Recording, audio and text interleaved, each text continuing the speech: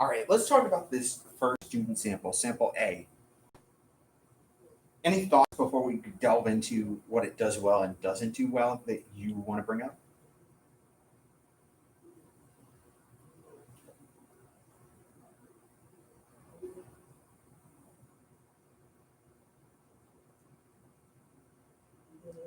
So like they set up the paragraphs and like breaking down the different sections with the shifts. Yeah, so you notice that it does follow that idea of kind of following the shifts and looking chronologically. Over the years, College Board has sort of emphasized that students tend to find better success with talking about the depth of a poem by moving chronologically or sectioning in some way rather than trying to build paragraphs around devices. And we'll see that on part today.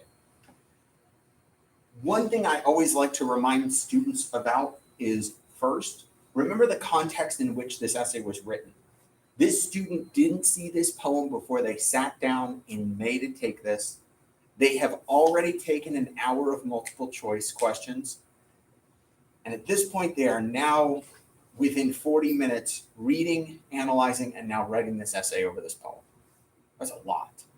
So when they grade, what they look for is rewarding the student for what they do well. And they do that by grading it in this analytical way. They read it once to get a feel for what the essay is, and then they use the rubric to kind of score the specific pieces of it. They're not spending a huge amount of time with the essay. They're looking over, they're grading it in what we might call a holistic way, but then the rubric allows them to target specific things the student's doing. Let's start by looking at this introduction as a whole. And one thing that I want to point out to you that the student does well, this again is the strong sample. Within the first couple of sentences, they're able to explain the complexity inherent in the poem.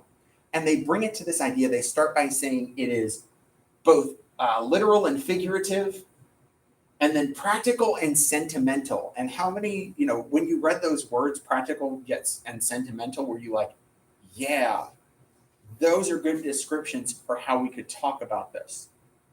So when we look at those adjectives, yesterday we were pumping for like, hey, give me some adjectives you could use to describe the relationship.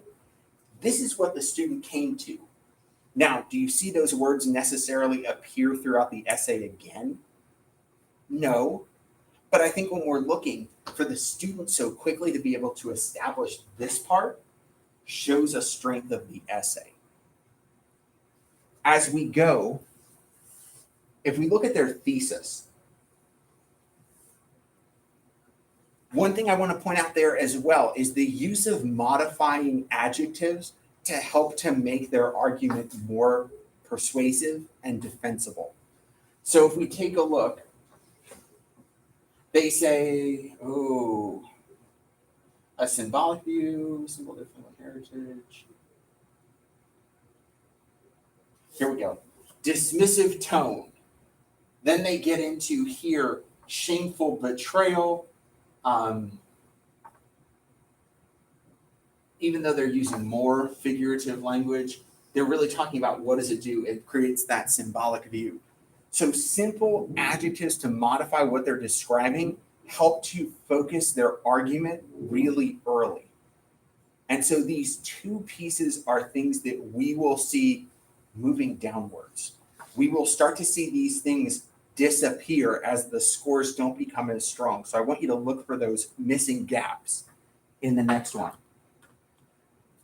With this particular essay, one thing that caught my attention is as they move into the first paragraph, they have a lot of large chunk quoting.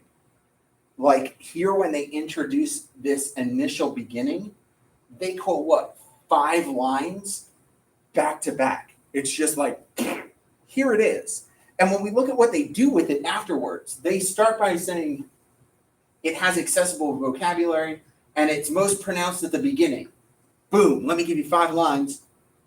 And then they said it's stated casually, and the symbolic meaning the tree holds later in the poem is currently unknown or more likely suppressed. Okay. Let's pull this apart. What's casual about those 5 lines? Have they told you? And that's key. This is that difference that we've talked about. I can look at it and I understand these lines are casual, but the student isn't explicitly stating yet what's casual about it. They're hoping the quote's going to do it for them. So often when I put this essay in front of students, they want to focus on this paragraph because if you go to the next part, he does it again. Here's this whole chunk of text I'm going to pull out of the poem. And then when it gets to, okay, well, what are you going to do with it? He really doesn't do much. He just summarizes what's its purpose within the plot of the poem. And so students look at this and they go, you said not to summarize, but that's exactly what this kid does. How does he get a higher score? Let's go down a little bit. Start to talk about where we get. Toward the end of that paragraph, he's starting to get to the point. And then as we get here,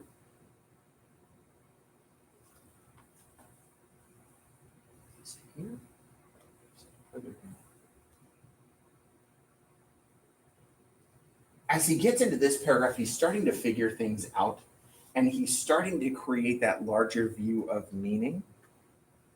And, it starts to become this developed thing. But really where he gets his emphasis is at the bottom of this page. On to the next one. When he says, even when it's difficult, the speaker realizes she must hold on to such symbols, for they ultimately hold more value than money or physical comfort. The well-intended walnut tree has grown large and healthy, just as the family has after years of labor and love. Heritage and family, like roots in the cellar drains, have grown across every area of life, and this family tree yields great fruit. Instead of complaining about the increasing quantity of walnuts to be harvested, the speaker and her mother ought to celebrate the bountiful harvest. Even though families can cause injury and damage, just as a tree can threaten to fall on a house, their value is so great and their necessity so clear that the risk is worthwhile. We now have a broadened context where we're not, did you notice the quotes pretty much disappear from this paragraph? But they're now talking about theme. What they've been able to do is to move away from quotes and to start to go, hey, what's the theme of the poem? And it's this conversation that shows us, okay, the student has a larger grasp on meaning. Our previous paragraphs have shown us that they understand the poem. That is definitely seen in how they're quoting. But here, we move away and we start to talk about that broader context. And it's not until they get to their last paragraph that we really see the good use of quotes.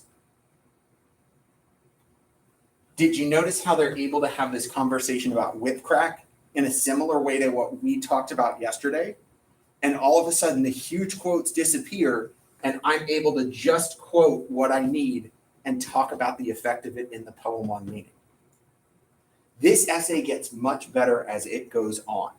And this student gains confidence in talking about meaning and moving away from summary. So where at first you might have had a bad taste in your mouth, your grader is going to look overall, not just do you understand, but how well do you talk about it? And if you can get there, they want to reward you for what you do well. And so this is a successful essay because of its discussion of theme and meaning. And we see moments that they really are able to talk about it at that higher level. Now, do I necessarily agree that the whip crack thing represents slavery and all that? I don't think so.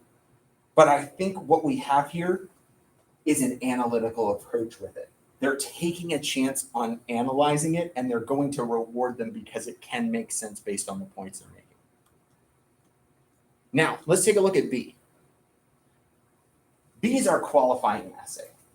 It is not going to be as good, but this is a student that would still get credit from the test.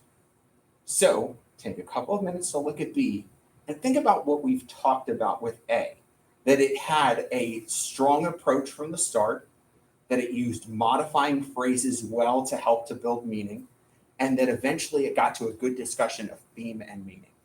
See how this essay is a step down from that.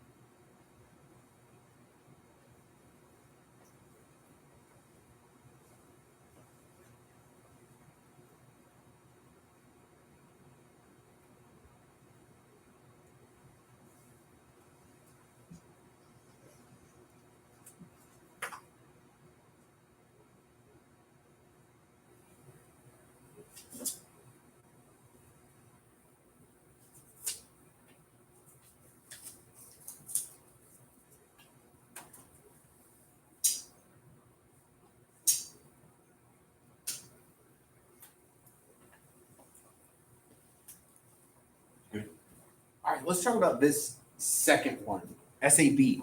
What are some things that you notice between the two? This one focuses on devices. Yes. This one organizes by devices really strong. And I want to pull apart one paragraph with you in a moment to kind of show how why they are so clear on not doing this. Because you're going to see, they're going to say, hey, here's what I'm organizing on. And as we look at the paragraph, you're going to go, no, you're not talking about that. That's not what you're talking about at all. What else do you notice? They talk about diction a lot. Yeah, they talk a lot about specific words, and that's part of the issue is that the paragraph we're going to look at says they're talking about figurative language, but really the entire paragraph's a diction paragraph. And it's not a very good diction paragraph either. They Yeah. have like an in conclusion paragraph. They do have a conclusion. And that's one of the things College Board isn't necessarily worried about having a conclusion. They understand that as a first draft, you may not have time for that. But ultimately, what I always tell students is, what are you adding in the conclusion? Rather than just restating your prompt. Are you adding, what good is it? Because a lot of students will spend time on it and then it's like, great, so you had 5 minutes. Why didn't you go back and fix your thesis? Why didn't you go back and do something like that? Why did you write this? This is a waste of time. This doesn't add anything. Let's start by talking about their thesis statement here in the introduction. You notice that this one is a more developed intro, it seems like, than the one that you read on the first one. So you're thinking, oh, this is really good. They have some clear focus here to lead us into it. But then you get here. Oliver uses figurative language, metaphor, and simile to convey the relationship between the tree and the family, which gives the work its purpose. Is there anything arguable here? No. So you're going first. You're like, so they wouldn't get the thesis point based on this. Nope, they wouldn't. 2, Did you notice that the adjectives disappear? In the previous essay, we said they're able to talk about, shameful, or they're able to talk about the tone and use those modifying words to help to focus us. And here it's just like blip, blip, blip. Nothing. And so this one has a really general approach to how it begins. And I think when we look at the effectiveness of a thesis statement and why we've talked about, hey, spend the time on it, it can really help to focus your argument from the beginning. This is a great example of that. This student doesn't quite know what they want to say about the poem, and they're hoping by the end they figure it out. Let's look at this paragraph about, this paragraph about figurative language.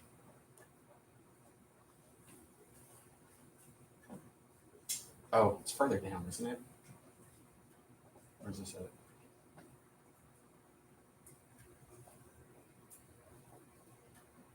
Oh, no.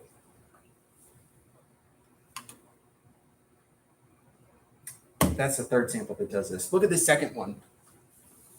Here they try to chunk things out and begin to talk. They talk about what's here. Okay, great.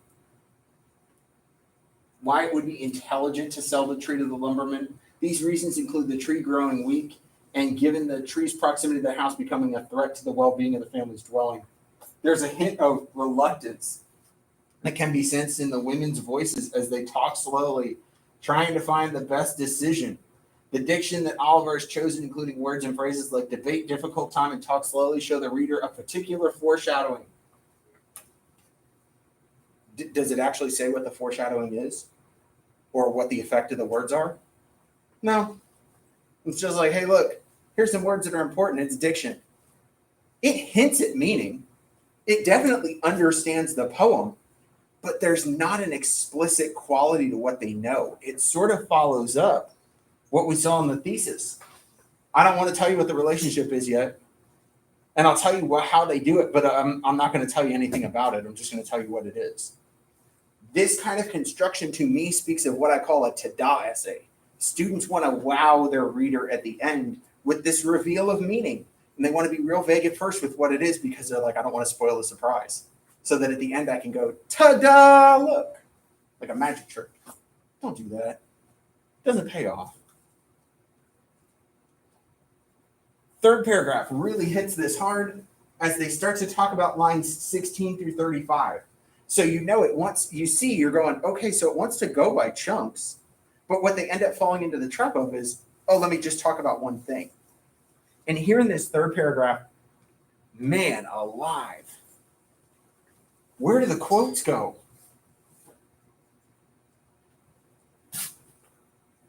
They're gone. This student wants to tell you what the meaning is rather than showing you how the author constructs it.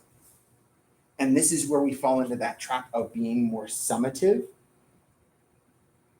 But as we get down here, it's one of those that comes together here in this last paragraph. We have a little bit of a better bit of evidence. We're all of a sudden connecting how she does it to what the meaning is. And so we grow stronger. And overall, they get a qualifying score for what they do. Now, how do both of you feel like that's fair?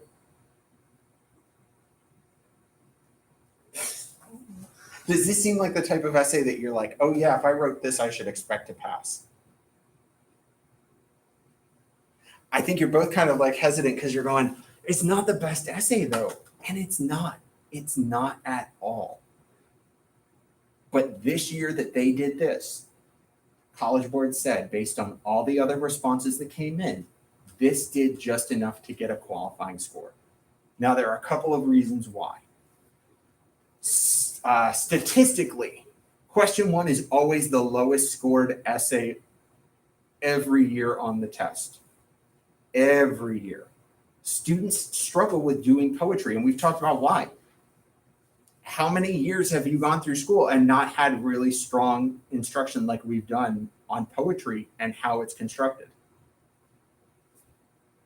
We don't have time in these kinds of survey courses a lot. And so you don't have that familiarity. Plus, this is a blind read. You've never seen this before. When they're looking here at this essay, Yeah, the quotes aren't great. Yeah, it's not as explicit as it should be. But when you read this essay, did you doubt that the student knew what they were talking about? Could you go, all right, you get the meaning of the poem. I can see that. You might have had to tell me more than show me, but yeah, you get it. That's what we want to lean into. When they talk about rewarding students for what they do well, it's this. Now, if you looked at the last one, the really bad one, you would see some really blatant things that are happening there. It seems like it's a much more focused essay at first because they talk about the relationship as being respectful. So you go, look, it's specific, but they never describe how the relationship is respectful in the rest of the essay. They say things like, hey, I'm going to talk about figurative language in this paragraph, and they don't.